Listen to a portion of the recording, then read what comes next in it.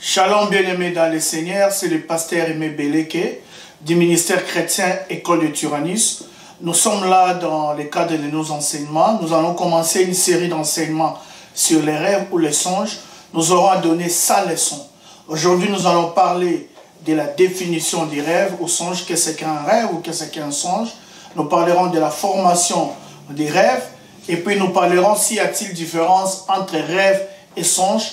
Et enfin, nous terminerons par les sources des rêves. Et la deuxième leçon, nous parlerons des fonctions et des buts des rêves. Et la troisième leçon, nous parlerons des symbolismes dans les rêves. Parce que pour comprendre les rêves, il faut comprendre le symbolisme qui est dans les rêves. Donc nous aurons à continuer comme ça. Nous avons une série de 100 leçons. Alors, je nous invite d'abord à prier. Nous allons commencer par la prière. Père, nous te disons merci pour ces moments. Combien merveilleux où tu permets que nous puissions partager ta parole. Laisse que mes bien-aimés qui me suivent dans les réseaux sociaux, qui sont dans leur maison, là où ils sont, qu'ils soient bénis. Au-delà de ce que l'on va dire, que ton peuple saisisse l'esprit de la parole. Bénis ces moments, nous avons prié aussi au nom de Jésus. Amen. Je nous invite à lire une portion des Écritures. Nous allons lire un texte dans Job, chapitre 33. Nous allons prendre Job, chapitre 33, à partir du verset 14e, et nous allons terminer au verset 18e. J'ai lu dans ma version, la Bible dit ceci. Dieu parle cependant une fois, deux fois, mais on n'y prend pas garde. Dans certaines versions, il est dit, Dieu parle cependant d'une manière ou d'une autre. En songe, par des visions nocturnes, quand le sommeil tombe sur les humains, pendant qu'ils dorment sur leur couche, alors il ouvre l'oreille de l'homme et il met les sceaux sur ses réprimandes, afin de détourner l'homme de son œuvre et d'éloigner de lui l'orgueil, afin de préserver son âme de la force et sa vie de l'épée. Amen. Un texte très intéressant qui nous parle des songes, qui nous parle des rêves. Alors, d'entrée des yeux, j'aimerais d'abord commencer à définir les rêves. Qu'est-ce qu'un rêve? Bien-aimés, les rêves, c'est un événement ou une production psychique qui nous survient pendant le sommeil et qui peut être partiellement ou totalement mémorisé. Donc, ça, c'est une définition, nous pourrons dire scientifiquement parlant. Mais nous pourrons parler aussi que les rêves est un moyen, au-delà d'être un fait cérébral psychique, les rêves est un moyen de communication que Dieu utilise pour donner un message à une personne. Et d'un autre point de vue aussi, nous dirons que les rêves aussi, c'est un instrument que le diable utilise pour mettre beaucoup de gens dans des captivités, dans des prisons, pour détruire plusieurs vies. Donc, vous comprenez que les rêves est tellement important dans une vie. Il est tellement important dans une vie. Alors, comment les rêves se forment-ils? Mais il faut comprendre d'abord qu'il y a différentes formes de sommeil. Je vais prendre les deux grandes formes de sommeil. Il y a ce qu'on appelle les sommeils lents et les sommeils rapides ou paradoxaux. Les sommeils lents a 4 stades différents de sommeil dedans. Donc, c'est-à-dire le sommeil là a 4 différents stades. Et nous pourrons mettre le 5e stade dans le sommeil paradoxal. Donc, le sommeil là, la première sorte de sommeil, ou le premier type de sommeil, c'est le sommeil là qui a 4 stades. Et nous avons un autre type, ou une deuxième sorte, le sommeil rapide ou paradoxal. Vous voyez, les paradoxes, c'est comme s'il y a une contrariété.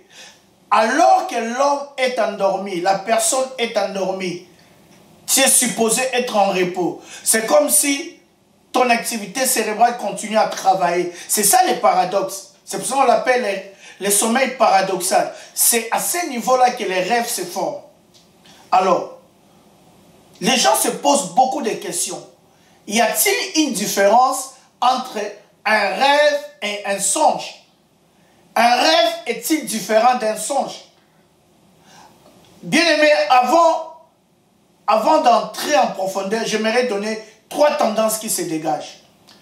Il y a une première tendance qui est constituée des hommes et des femmes qui estiment ou qui affirment que les rêves est différent du songe. On sait que les rêves ne concernent que l'avenir, ne parlent que de l'avenir. Et ce n'est pas donné à tout le monde de le faire. Mais les songes, tout le monde peut en faire.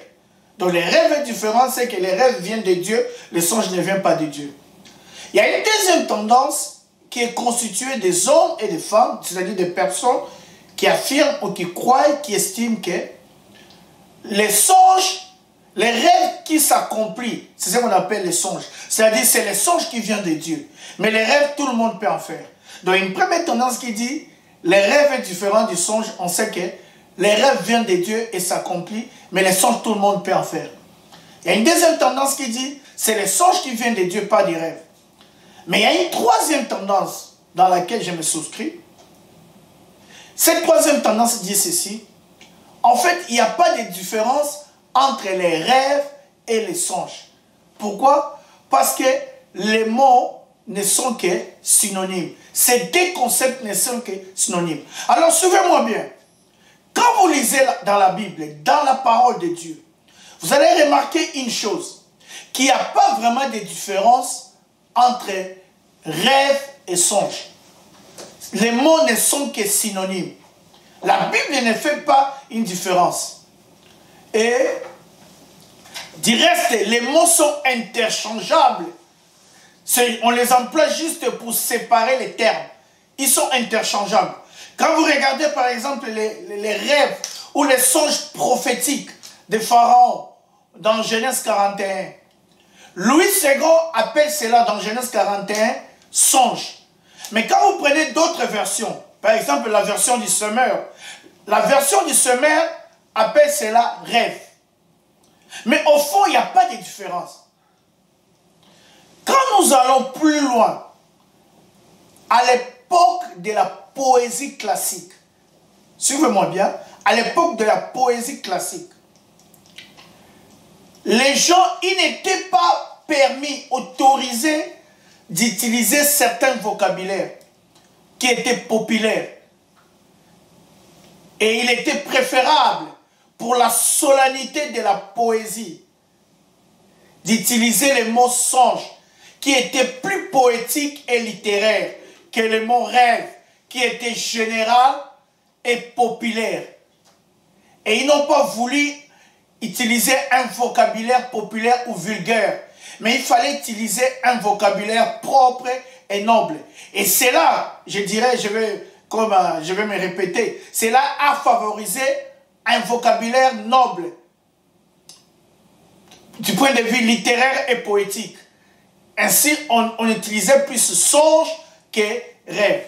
Donc, la différence entre songe et rêve n'est qu'au niveau linguistique. Mais au fond, les deux mots ne sont que synonymes. Je m'explique. Je dis que dans la poésie classique, il n'était pas autorisé d'utiliser certains vocabulaires vulgaires comme les rêves. C'est ainsi que quand on faisait un mauvais rêve, on pouvait dire un mauvais rêve, mais on ne disait pas un mauvais songe. Et en plus, les mots songe est associé ou était associé à la notion de la pensée. C'est comme je dis, je pense à mon prochain shopping. Je pense comment je vais faire les achats le mois prochain ou l'année prochaine. Je songe, mais on ne disait pas je rêve. C'est vrai aussi que les mots songe étaient associés à la notion de la songerie qui est rare. Mais par contre, le mot rêve est associé à la notion de la rêverie qui est populaire et courante. Alors, la notion du rêve était aussi associée à une action concrétisée, où je peux parler de la vision. Je donne l'exemple du discours de Martin Luther King, le 28 août 1963 à Washington DC, quand il a prononcé sa célèbre phrase « I have a dream ». J'ai un rêve. Ça, cette notion est associée à la vision. Donc, vous devez comprendre une chose, qu'au fond, il n'y a pas de différence entre les mots rêve et songe. La différence n'est qu'au niveau linguistique. Dans la poésie classique, il n'était pas autorisé d'utiliser le mot rêve, qui était vulgaire, qui était pour tout le monde. Mais les gens qui étaient nobles, qui avaient une certaine classe, qui avaient une certaine éducation, qui avaient étudié, utilisaient plus le mot songe, parce que c'était classique, c'était qualifié de nobles, de courtois, c'était rare. Mais par contre, le mot rêve était courant et populaire. Alors, quelles sont les sources d'un rêve ou d'un songe? Nous allons dire qu'il y a 3 sources où j'ajouterai une 4e. La première source, elle est humaine, que je peux ajouter à une 2e source environnementale. La 3e source est divine et la 4e source est diabolique. Je commence par la première source, humaine. La Bible dit ceci dans Ésaïe 29, par 29, le verset 8e. C'est comme une personne qui a un ventre vide, qui rêve qu'il est en train de manger, mais quand il se réveille, il n'a rien. Et Ecclésiaste 5, D et 6 dit, des multitudes de vos occupations naissent les rêves ou les songes. Comme naissent les rêves et les songes naissent aussi des multitudes de vos paroles. Donc, vous comprenez qu'il y a un genre de rêve ou de songe qui vient de l'homme, qui n'a rien à voir avec Dieu ou n'a rien à voir avec les diables. C'est-à-dire quoi, bien-aimé? Nous faisons des rêves aussi en fonction de ce que nous nourrissons nos esprits. Je donne un exemple. Quand tu parles souvent la journée, l'homme pendant la journée discute, projette, souhaite, pense, réfléchit. Tout ce qu'il fait là est enregistré par un grand caméraman qui est sous la terre, qu'on appelle le cerveau. Le cerveau enregistre tout.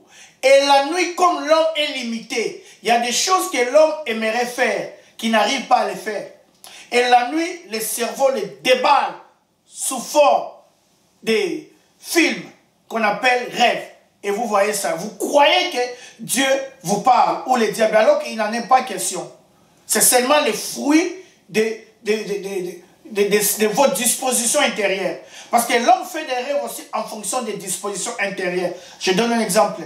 Un homme mélancolique, une personne mélancolique qui a des problèmes intérieurement est disposée à faire des rêves où on est en train de la pourchasser, elle est perdante, des rêves où elle est attaquée, elle reçoit des rêves où elle pleure, elle est tourmentée dans les rêves. Cela dépend aussi de la disposition intérieure. Une personne qui a la rancœur dans le cœur envers une personne, c'est normal de faire un rêve, voir cette personne est morte.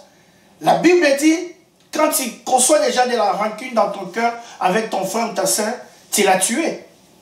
Donc il y a des gens qui voient, oh je vois cette personne est morte dans les rêves. C'est simplement parce qu'en toi, il y a une rancœur. Et c'est ce genre de rêve aussi qui produit souvent la sorcellerie. Cette personne, bien aimé, dans ma petite expérience dans le domaine des rêves, j'ai vu beaucoup de gens qui ont qualifié d'autres personnes de sorciers. Mais quand j'entre en profondeur, il n'en est pas question. Vous comprenez seulement, vous n'aimez pas la personne. Mais quand vous n'aimez pas quelqu'un, c'est possible de faire un rêve où vous voyez la personne, elle songe. Et je lui pose la question, comment vous savez que la personne est sorcière? Oh non, pasteur, vous voyez, je l'ai vu, il est en train de manger. Ah bon? On vous a dit, si quelqu'un mange dans les rêves, il est sorcier.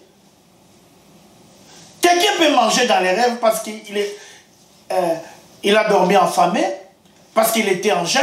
Il y a beaucoup de raisons.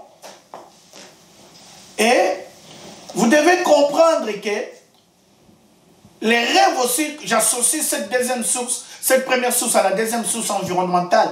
L'homme fait aussi, produit des rêves aussi en fonction de son environnement, de ce qui l'entoure.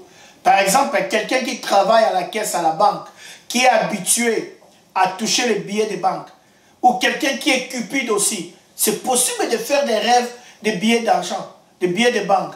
Alors tu penses qu'on va te bénir. Quelqu'un qui travaille dans un abattoir, tu peux faire des rêves où tu vois on est en train d'abattre des choses, on est en train de tuer, tu fais allusion à un esprit de mort. Alors qu'il n'en est pas question. Quelqu'un qui travaille dans l'aéroport, il voit des avions monter, décoller. Un jour, il peut rêver un avion de décoller, en train de décoller, il croit qu'il va voyager, qu'il va faire un voyage. Donc, Donc l'environnement influence beaucoup, beaucoup, beaucoup, beaucoup. Et aussi la disposition intérieure. Pourquoi? Parce que les rêves sont les reflets de nos âmes. L'homme reflète aussi. Par les rêves aussi, quand je vais expliquer les genres de rêves, je vous parlerai d'un rêve, un genre de rêve qu'on appelle les rêves de lecture intérieure. Les rêves aussi peuvent nous montrer l'état d'âme d'une personne. Donc les rêves reflètent les états d'âme.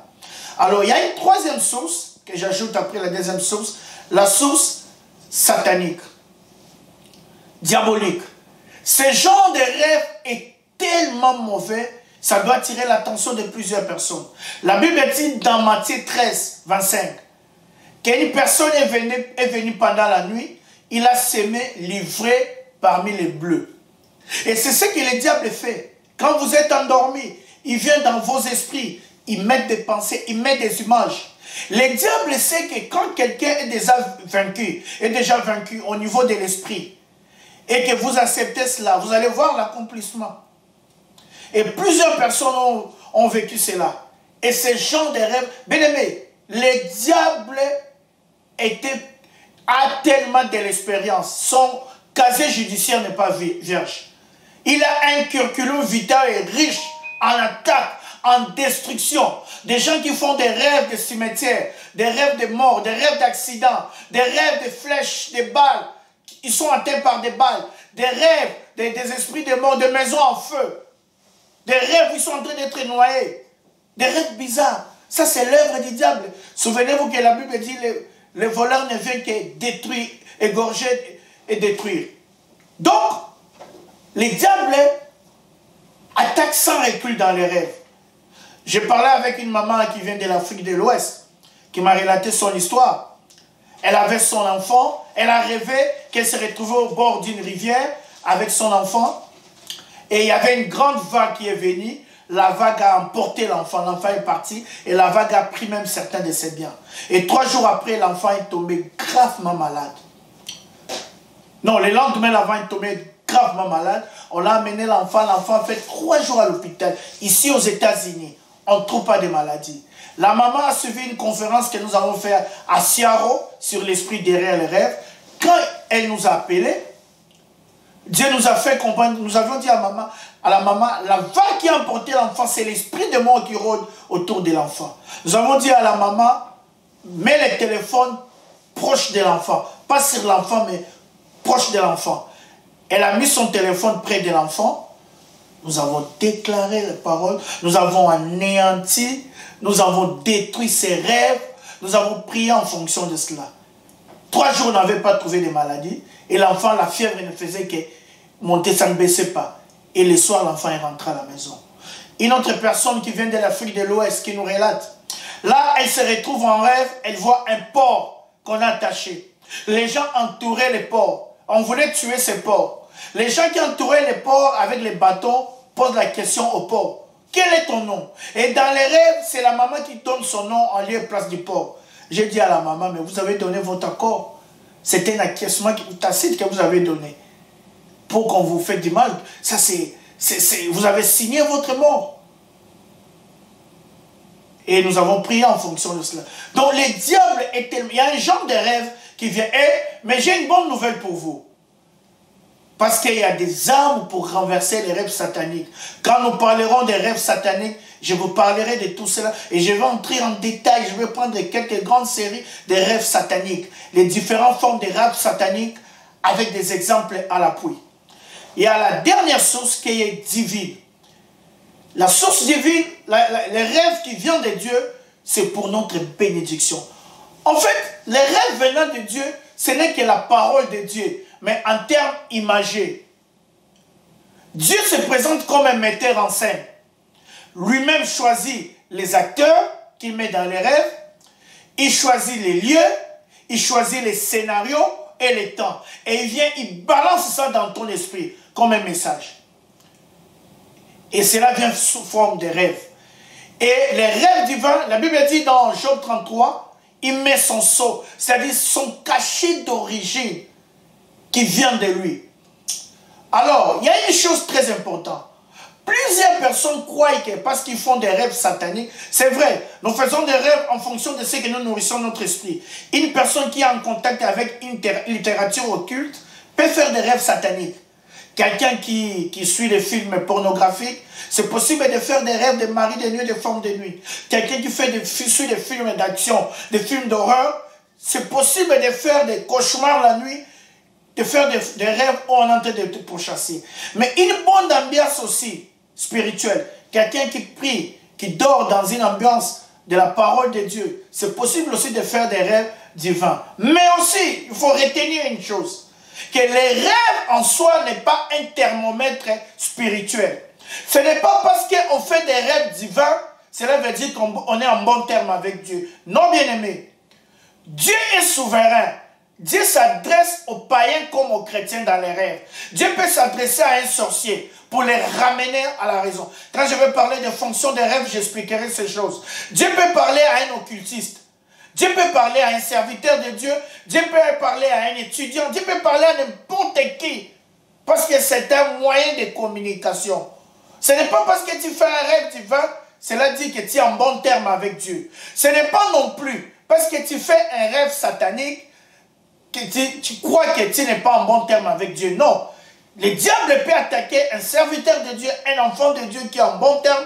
Il fait un cauchemar, il fait un mauvais rêve. Cela peut arriver. Donc les rêves ou les songes n'est pas un thermomètre spirituel. Ça, c'est la leçon d'aujourd'hui. La prochaine leçon, nous allons parler de fonctions et de buts des rêves. Parce que les rêves ont un but. Et ont des buts, voulais-je dire, et des fonctions. Nous allons expliquer cela. Que Dieu vous bénisse. Je vais prier pour ceux qui nous suivent, vous tous qui nous suivez. Que Dieu vous bénisse. Seigneur, nous prions pour une personne qui nous suit, là où elle est. Laisse que cet enseignement puisse la bénir. Il est écrit que vous connaîtrez la vérité et la vérité vous affranchira. Seigneur, je prie qu'une personne soit affranchie. Je prie que ton peuple soit béni. Laisse que ces messages, laisse que cette première leçon ait des incidences jusque dans l'éternité. Nous avons ainsi prié au nom de Jésus. Amen. Que Dieu vous bénisse.